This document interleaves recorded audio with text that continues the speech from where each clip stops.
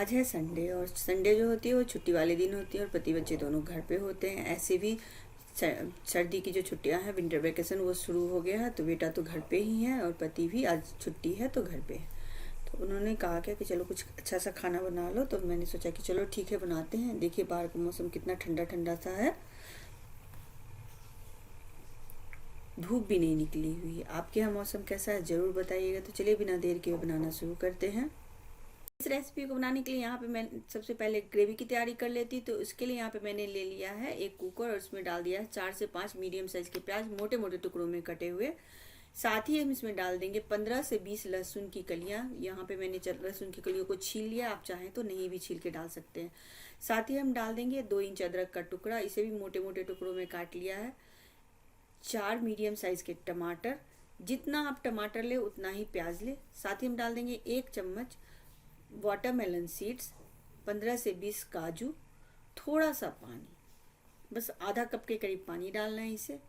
थोड़ा सा हम इसमें नमक डाल लेते हैं जिससे कि प्याज टमाटर जो है वो जल्दी अच्छे से गल जाए। अब हम इसका ढक्कन लगा देते हैं और इसे गैस पे चढ़ा देंगे और 2 सीटी लगने देंगे। 2 सीटी मीडियम फ्लेम पे लगने देना है जिससे कि प्याज और टमाटर जो है एकदम सॉफ्ट हो जाए और काजू भी सॉफ्ट हो जाएगा। बेसिकली हमें इससे ग्रेवी बनाना है। तब तक सीटी लग रहा है, तब तक हम कुछ और तैयारी कर लेते हैं। तो यहाँ पे मैंने ले लिया है एक चॉपर, इसमें हम डाल देंगे 2 हरी मिर्ची।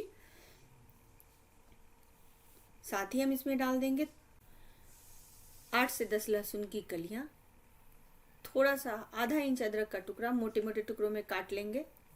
अब हम इसमें डाल देते हैं 1 मीडियम साइज का प्याज, इसे भी मोटे मोटे टुकड़ों में काट लेंगे। हमें इन सब का एकदम पतला पतला छोटा छोटा टुकड़ा बनाना है, तो इसके लिए मैं यहाँ पे चॉपर यूज कर रही हूँ। आप चाहें तो चाकू से काट के ले सकते हैं। अब इसे हम काट लेते हैं।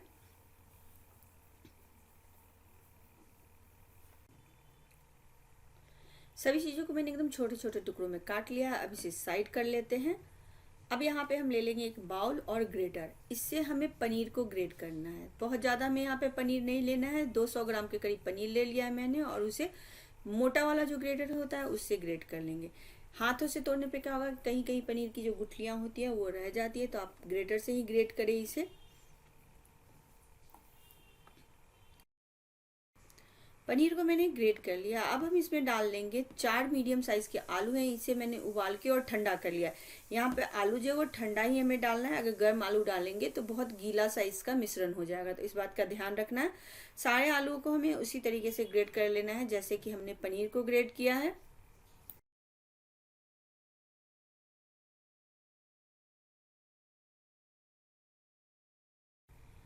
आलू और पनीर को मैंने ग्रेट कर लिया है। अब हम इसमें कुछ मसाले डाल लेते हैं। तो मसाले में हम डालेंगे आधा छोटा चम्मच हल्दी पाउडर,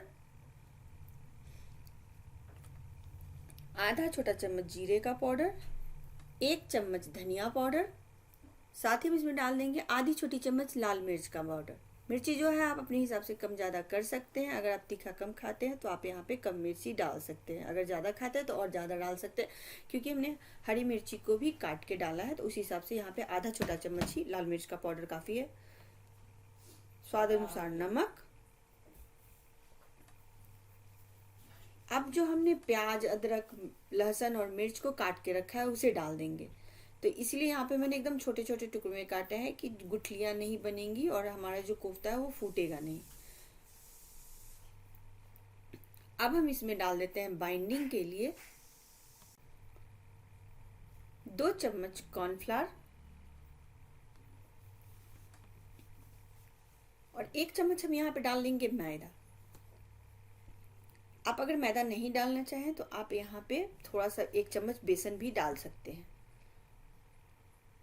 अब इसे हम मिक्स करके देखते हैं कि ये हमारी बाइंडिंग हो रही है नहीं हो रही है। अगर नहीं होगी तो यहाँ पे हमें कॉर्नफ्लावर और मैदा फिर से और डालना पड़ेगा। अगर हो जाती है तो फिर हमें ज़रूरत नहीं लगेगी। सभी चीज़ों को अच्छे से मिक्स कर लेंगे।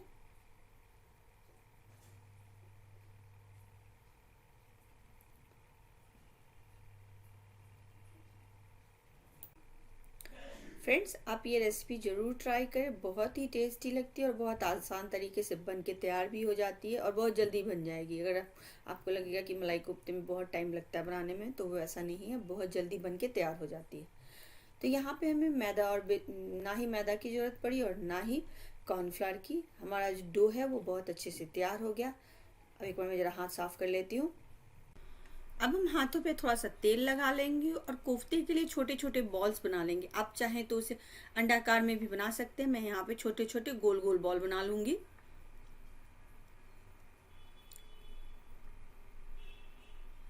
इसी तरीके से हमें सारे कोफ्ते के बॉल तैयार कर लेने हैं।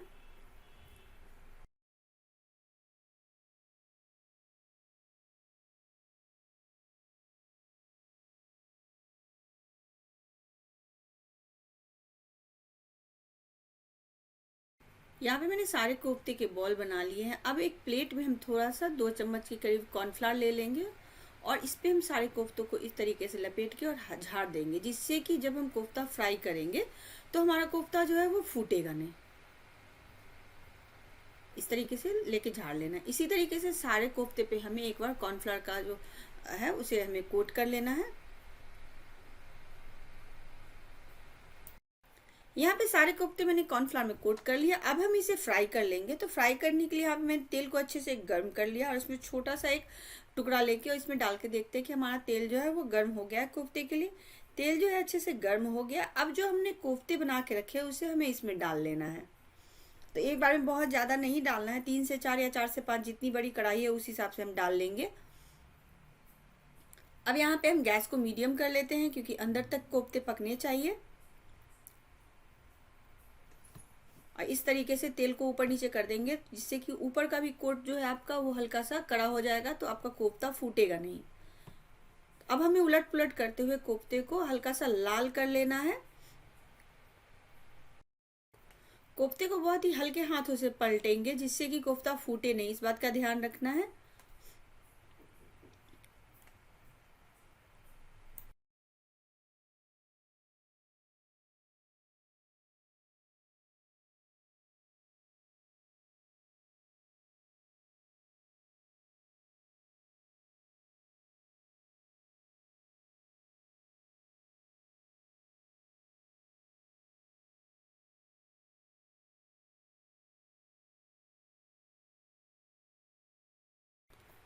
कोफ्ता हमारा अच्छे से फ्राई हो गया। अब हम इसे निकाल लेंगे। तो इसी तरीके से हमें सारे जो हमने कोफ्ते बना के रखे हैं सभी को हमें फ्राई कर लेना है।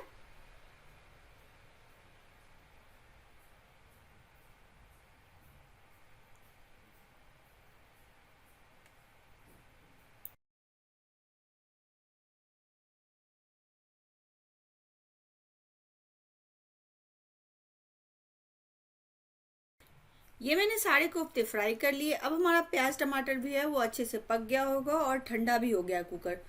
तो हम इसे ऐसे हल्का सा मैश कर लेंगे। इसका हमें एक पेस्ट तैयार कर लेना है। जब ये ठंडा हो जाए तब इसका हम पेस्ट तैयार कर लेंगे। तो उसके लिए एक मिक्सी का जार ले लेंगे और इसमें इन सारे मिश्रण को डाल के और इसका पेस्ट बना लेते हैं हम।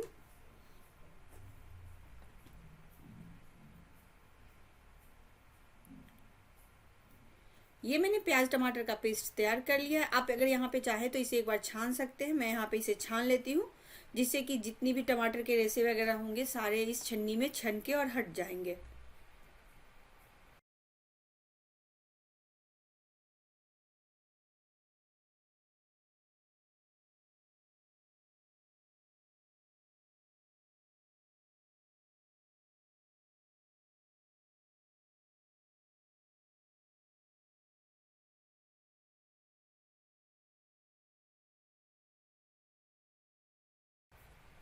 प्याज टमाटर के पेस्ट को मैंने छान लिया है। अब ये जो रेसे हैं इसे हम हटा लेते हैं।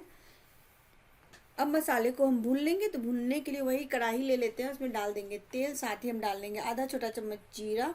कुछ खड़े मसाले इसमें हम डाल लेंगे जैसे कि लौंग, हरी वाली इलायची, काली वाली इलायची, तेज पत्ता, दालचीनी के टुकड़े, जितने भी खड़े मसाले ये सारे हम इसमें डाल लेंगे।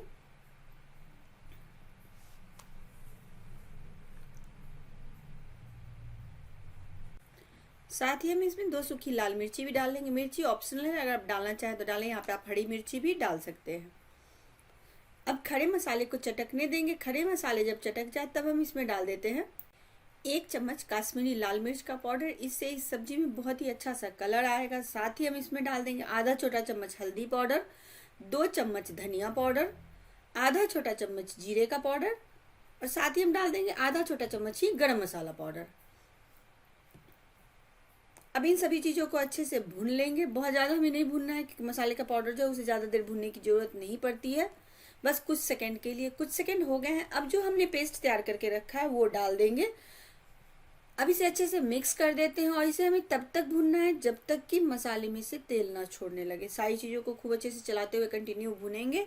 बीच बीच में हम इसे ढक के भी भूनेंगे क्योंकि जब मसाले का पेस्ट हम बना के रखते हैं ना तो वो बहुत उड़ता भी है। तो बीच में आप ढक्कन लगा दें, फिर भुने, फिर ढक्कन लगा दें, फिर भुनी, इस तरीके से। लेकिन कुछ सेकंड में ही आपको ढक्कन हटा के और भूनना पड़ेगा क्योंकि यहाँ पे हमने काजू का पेस्ट डाला है तो काजू जो है वो तले में चिपकने लगता है, तो जिसके कारण इसे हमें कंटिन्यू चलाते हुए भूनते रहना है। मसाले अच्छे से भुन गए हैं। अब हम इसमें डाल देते हैं थोड़ा सा पानी जिससे कि ग्रेवी जो है हमारी थोड़ी सी पतली हो जाए, क्योंकि जब हम कोफ्ते डालेंगे तो ग्रेवी हल्की सी गाढ़ी होती है और ठंडा होने पे थोड़ी सी गाढ़ी हो जाती है ग्रेवी। तो इस कारण यहाँ पे मैं आधा गिलास पानी डाल रही हूँ। आप अपने हिसाब से ग्रेवी को पतला गाढ़ा कर सकते हैं कि अगर आपको जितना ग्रेवी गाढ़ा रखना है आप उतना डाल के और रख सकते हैं। अब हम इसमें डाल देते हैं स्वाद अनुसार नमक, क्योंकि हमने यहाँ पे भी पानी डाला है तो नमक एक बार चेक कर ले, उस हिसाब से नमक डाल ले। साथ ही हम डाल देंगे आधा चम्मच गरम मसाला पाउडर, 1 चम्मच भर के कसूरी मेथी। अब हम इसे अच्छे से मिक्स कर देंगे और इसे हमें 5 मिनट तक खौलने देना है जिससे कि मसाले और सभी चीज़ें जो है अच्छे से पक जाए। तो ढक के हम इसे खौलने देते हैं 5 मिनट के लिए। जब तक ग्रेवी हमारी खौल रही है तब तक हम चावल बना लेते हैं।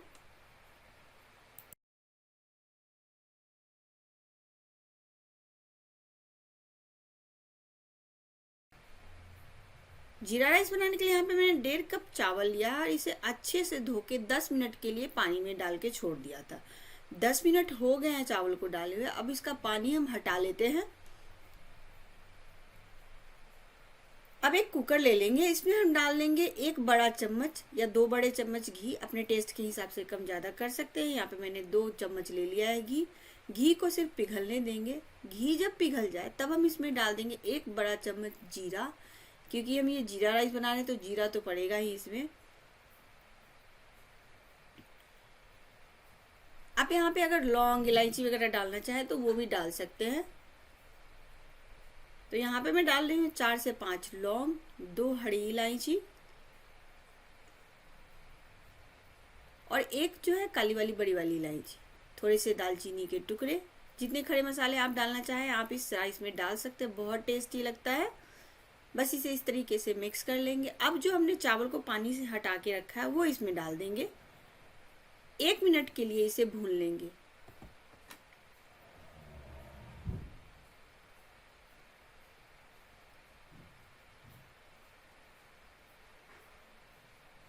एक मिनट हो गया इसे भूनते हुए। अब हम इसमें डाल देते हैं पानी। तो चावल जितना हमने लिया उसका 2 गुना हमें यहाँ पे पानी लेना है। तो चावल हमने 1.5 कप लिया था तो यहाँ पे हमें 3 कप पानी लेना है। तो 1, 2 और ये 3।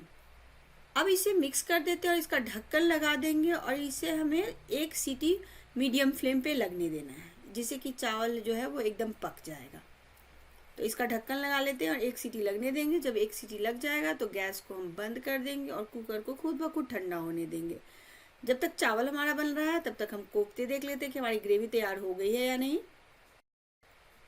ग्रेवी हमारी खौलने लगी है। अब हम इसमें डाल देते हैं 2 चम्मच मलाई और इसे अच्छे से मिक्स कर देंगे।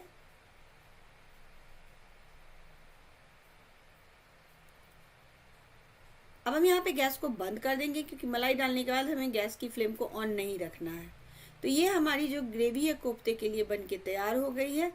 अब क्या करना है, या तो आप मलाई कोफ्ते बना रखे तो कोफ्ते को आप इस ग्रेवी में डाल के और रख सकते हैं, या फिर जिस समय आप सर्व करें उस समय पहले कोफ्ते डाल के उसके ऊपर से ग्रेवी डाल के भी सर्व कर सकते हैं। अगर आप कढ़ाई में डालेंगे तो कोफ्ते बहुत जल्दी सॉफ्ट हो जाते हैं और मिक्स हो जाता है। और अगर अलग से आप डालना चाहेंगे तो आप वैसे भी, ये आपके टोटली टेस्ट पे डिपेंड है कि आप किस तरह से सर्व करना चाहें। तो कुछ कोफ्ते मैं यहाँ पे डाल दे रही हूँ और कुछ कोफ्ते में आपको फिर अलग से भी ग्रेवी के साथ सर्व करके दिखलाऊंगी कि कैसे डाला जाता है। तो ये हमारा मलाई कोफ्ता बन के तैयार हो गया। दूसरा तरीका ये भी है कि जैसे कि इस तरीके से आप कोफ्ते किसी बाउल में डाल लें और उसके ऊपर से ग्रेवी डाल दें। इससे क्या होगा कि आपके कोफ्ते जो है बहुत जल्दी सॉफ्ट नहीं होंगे। तो ये दूसरा तरीका भी हो गया मलाई कोफ्ते का। अब हम देख लेते हैं कि चावल में भी सीटी लग गया और चावल भी ठंडा हो गया, तो हम देख लेते हैं कि हमारा जीरा राइस बनके तैयार है या नहीं। कुकर जो है वो ठंडा हो गया है, ये देखिए।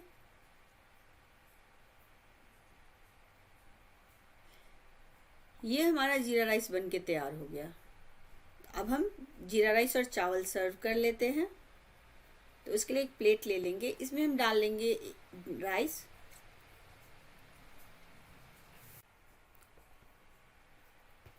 ये देखिए कितने खिले खिले चावल बने हैं। अब इसे हम साइड कर लेते हैं और इसी में हम डाल लेंगे कोफ्ते। तो ये हमारा जीरा राइस और मलाई कोफ्ता बनके तैयार हो गया। तो आप भी इसी तरीके से बनाएं और बताएं मुझे कि आपको ये मलाई कोफ्ता और जीरा राइस की रेसिपी कैसी लगी।